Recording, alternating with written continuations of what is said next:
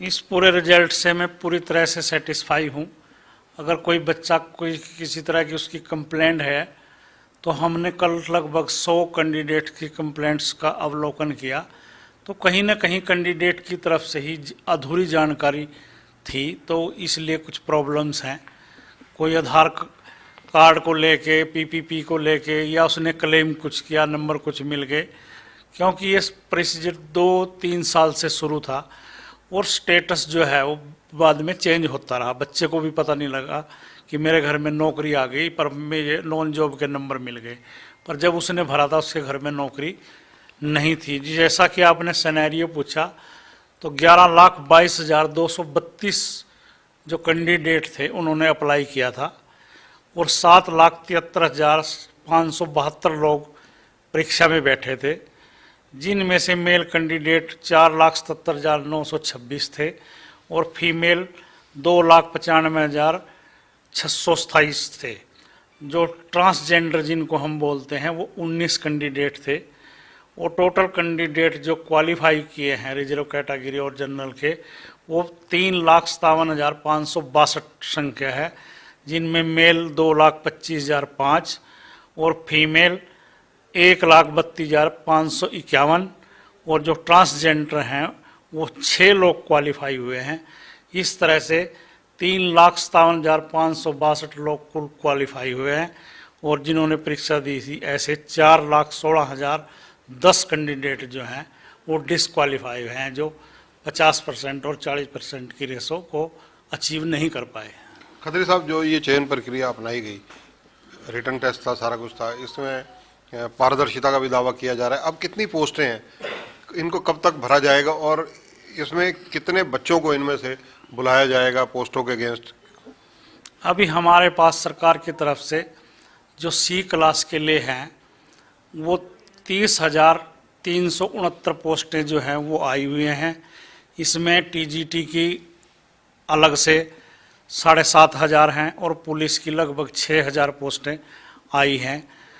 TGT तो अलग state के आधार पे होगी, पुलिस सीईटी से ही होगा।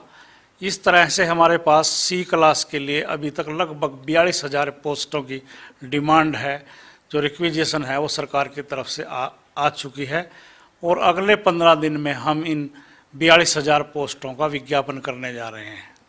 खत्री साहब, अभी तो जो रिजल्ट आया उसमें बहुत त्रुटियां हैं। किसी बच्चे को 5 अंक नहीं मिलने चाहिए थे, मिल गए, किसी को मिलने चाहिए थे, नहीं मिल पाए, और कईयों की और कई शिकायतें इस तरह की बहुत ज़्यादा जर्नल तौर पर देखी जा रही हैं जो बच्चे बता रहे हैं। कल ही हमने एक नोटिस निकाला है अपनी वेबसाइट पे और हमने बच्चों को कहा है कि 15 दिन का टाइम दिया है कि अगर कोई आपको त्रुटि लगती है तो आप उसको सुधार सकते हैं, हम अपने लेवल पे उसको सुधारेंगे और हमने बच्चों को 15 दिन का टाइम दिया है। त्रुटियां कुछ बच्चों को क्लेम के आधार पे हैं, क्योंकि प्रोसीजर 2-3 साल से चल रहा है तो स्टेटस चेंज हो रहा है, और कुछ पीपीपी से हमने अपने नोटिस में ही कहा था कि हम सारी चीज़ें आपकी पीपी से वेरीफाई करेंगे। तो जैसे किसी बच्चे ने क्लेम किया कि मेरे घर में नौकरी नहीं है और उसके घर में नौकरी वाकई नहीं है, तो हमने तो एक सरकार की तरफ से जो नोटिफिकेशन है कि जो नॉन जॉब के नंबर हैं वो केवल उन लोगों को मिलेंगे जिनकी वार्षिक आय 1,80,000 रुपये से कम है। तो बच्चे ने तो क्लेम कर दिया कि मेरे घर में नौकरी नहीं है, मगर एक सरकार की तरफ से कैप भी तो लगा हुआ है ना कि नॉन जॉब के नंबर सिर्फ उसको मिलेंगे जिसकी वार्षिक इनकम 1,80,000 से कम है। कोई बच्चा है, उसने कहा कि मेरे घर में तो नौकरी है, फिर भी आपने मेरे को 5 नंबर दे दिए। जब उसने फार्म भरा था उस टाइम उसके घर में शायद नौकरी नहीं थी और उसने क्लेम किया और उस क्लेम को हमने एज इट इज मान लिया। अब सारी चीज़ें वेरिफिकेशन पे जा रही हैं, जिसकी कोई त्रुटि है उसको हम ठीक करेंगे, चाहे हमारे लेवल पे होगी चाहे कैंडिडेट के लेवल पे। खत्री साहब, मैं आपकी बात से इससे सहमत नहीं हूँ कि बच्चे ने जब फार्म भरा, मैं आपको एक एग्जांपल देता हूँ। एक सगे भाई बहन है, उन्होंने भरा, बहन को तो 5 नंबर नहीं मिले, भाई के 5 नंबर जोड़ दिए गए, जबकि उस परिवार में सरकारी नौकरी है। तो ये त्रुटि तो कहीं ना कहीं आपके ऑफिस के एंड पे भी रही है या एजेंसी जो इन्वॉल्व है उसके एंड पे भी रही है। हो सकता है वो कहीं पीपीपी के लेवल पे भी हो, पीपीपी में अपडेट ना हो ये चीज़, और हमने सिर्फ पीपीपी को ही आधार मानना है, वहाँ शायद अपडेट ना हो। पीपीपी में भी ये चीज ऐड है। ये पर्टिकुलर केस को मैं जानता हूँ, इसलिए मैंने आपसे बताना चाहता हूँ कि आपके कहीं ना कहीं त्रुटियां आपके विभागीय भी हैं। अगर आप हमारे पास जो उसने एप्लीकेशन फॉर्म भरा और जो उसको अब स्कोर कार्ड मिला और पीपीपी, अगर ये तीनों चीजें लेके आप आ जाएं, हम दूध का दूध पानी का पानी कर देंगे कि किस लेवल पे त्रुटि है। ऐसा नहीं है, कहीं ना कहीं तीनों स्टेजों पे कहीं ना कहीं एक स्टेज पे त्रुटि है, इसलिए ऐसा हुआ है, वरना नहीं होता ऐसा। ग्रुप डी के लिए कब ये सीईटी की परीक्षाएं होने जा रही हैं? ग्रुप डी की जो एनटीए से हमारी बात हुई है और सरकार की बात हुई है, उन्होंने 4, 5 और 10, 11 मार्च अभी निश्चित की है। रिटर्न में अभी कुछ नहीं आया, वर्बली बात हुई है, तो वो 4, 5 मार्च और 10, 11 मार्च अभी निश्चित हुई है। सीईटी की भविष्य में जो परीक्षाएं ग्रुप सी के लिए होंगी, उसके लिए कितना गैप रखा जाएगा, कब तक दोबारा हो सकती हैं, क्या संभावनाएं हैं, क्योंकि ये यूथ जानना चाहता है। मार्च में हम जो सीईटी की परीक्षाएं हैं, जो टेस्ट के पोस्ट के एंगेस्ट है, वो मार्च में शुरू करने जा रहे हैं। जैसा आज ही न्यूज़पेपर के माध्यम से पता चला कि 10वीं और 12वीं की परीक्षाएं 27 फरवरी से लगभग 26 मार्च तक होने जा रही हैं। तो हम ये शेड्यूल देखेंगे कि संडे और मंडे में भी क्या परीक्षाएं हो रही हैं वहाँ। अगर परीक्षाएं नहीं हो रही है तो संडे मंडे को लेके हम मार्च के फर्स्ट वीक में भी ये शुरू कर सकते हैं, वरना परीक्षाओं के बाद तुरंत बाद हम अपनी जो पोस्ट के अगेंस्ट हमारी परीक्षाएं हैं उसको शुरू करने जा रहे हैं। अगले चरण की परीक्षाओं में क्या 25% हरियाणा से संबंधित जनरल नॉलेज के क्वेश्चन पूछे जाएंगे? नहीं, ऐसा कोई प्रावधान अभी नहीं है, क्योंकि ये सीईटी में हम पूछ चुके हैं और हम जो अगला जो क्वेश्चन पेपर है वो सिलेबस आधारित करेंगे। जैसे कोई जेई सिविल के लिए परीक्षा देने आ रहा है तो हम लगभग 50% से ऊपर उसको उसकी इंजीनियरिंग के बारे में पूछेंगे और 40% हरियाणा जीके अवेयरनेस, बाकी सब 40% या 30% पूछेंगे। हम अभी जो अगली परीक्षाएं हैं उनको जॉब ओरिएंटल करेंगे कि उसकी जॉब से संबंधित ही ज़्यादा क्वेश्चन उससे पूछे जाएं।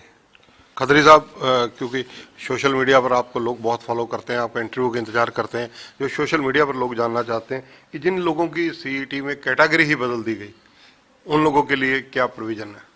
नहीं, हमने दिया ना टाइम 15 दिन का। अगर कोई इस तरह की त्रुटि है तो बच्चा जाके उसको दुरुस्त कर सकता है। हम सब चीज़ों को एक एक को बड़ा चेक करके नोट उससे बिल्कुल अच्छी तरह से चेक करके सब त्रुटियों को ठीक करेंगे अगर कोई कैटेगरी चेंज हुई है किसी की। आगे आने वाली जो भर्ती हैं उनमें क्या सब इंस्पेक्टर की पोस्टें भी निकाली जा रही हैं?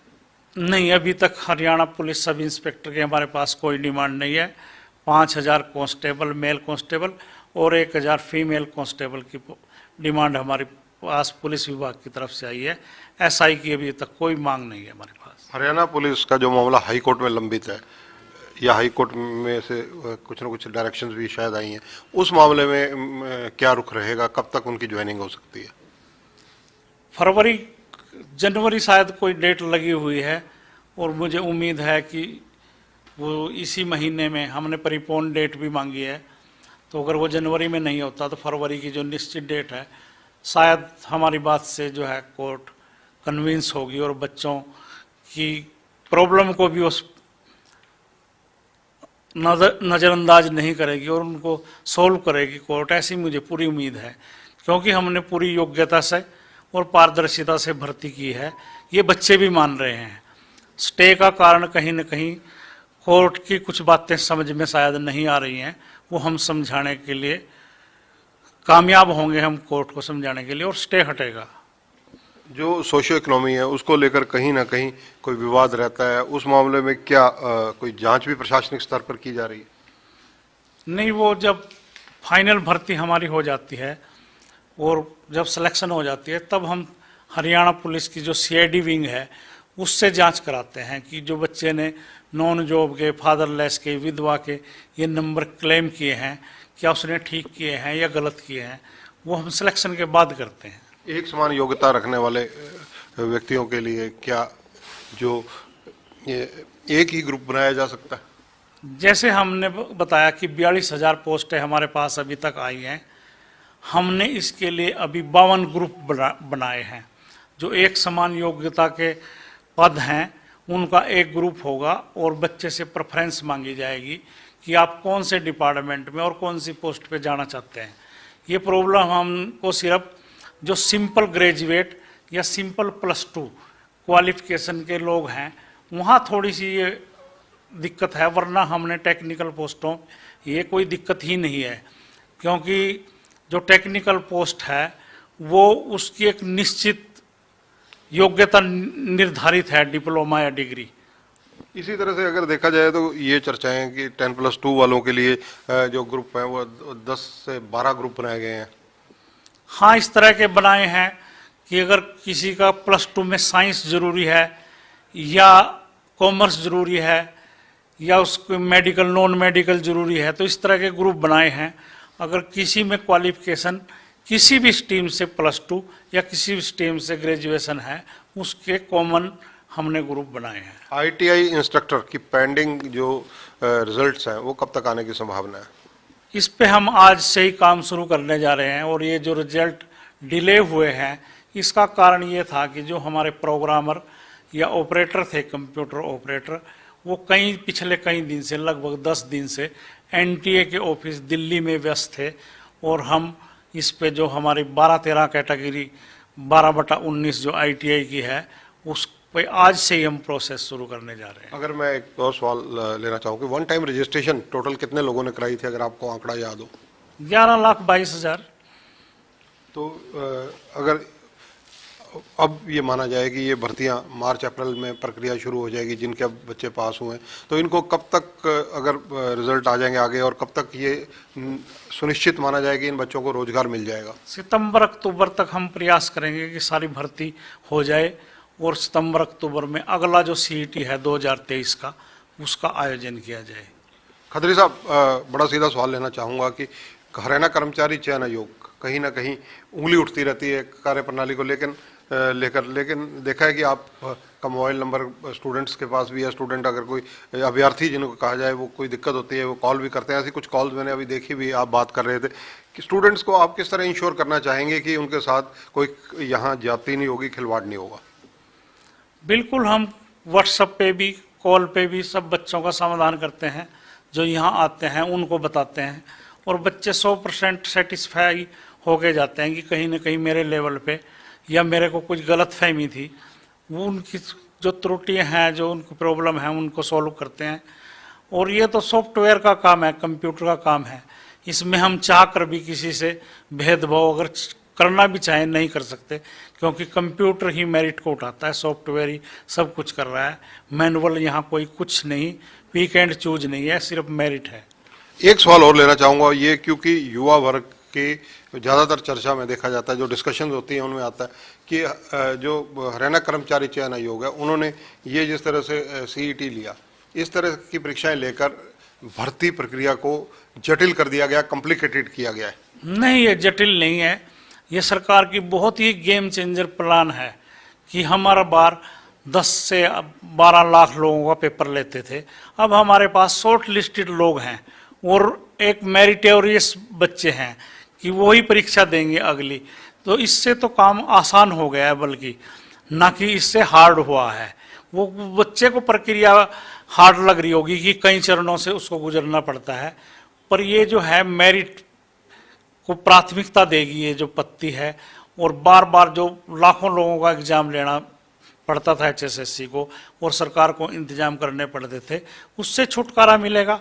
लिमिटेड काउंट ही अगली परीक्षा के लिए आएगा, तो ये तो सरल हो गई। और परीक्षा हमने जो है वित्त वर्ष जो है नया वित्त वर्ष है वो 31 मार्च 2024 को टारगेट लिया है और हमारे आयोग का पूरा प्रयास है और सरकार के सहायता से कि लगभग एचएसएससी जो है हमारा जो कमीशन है वो 65,000 दो प्रदेश के युवा हैं उनको 65,000 लोगों को नौकरी देने का काम करेगा विभिन्न पोस्टों पे। हमारा टारगेट 31 मार्च 2024 है, ना कि 31 दिसंबर 2023।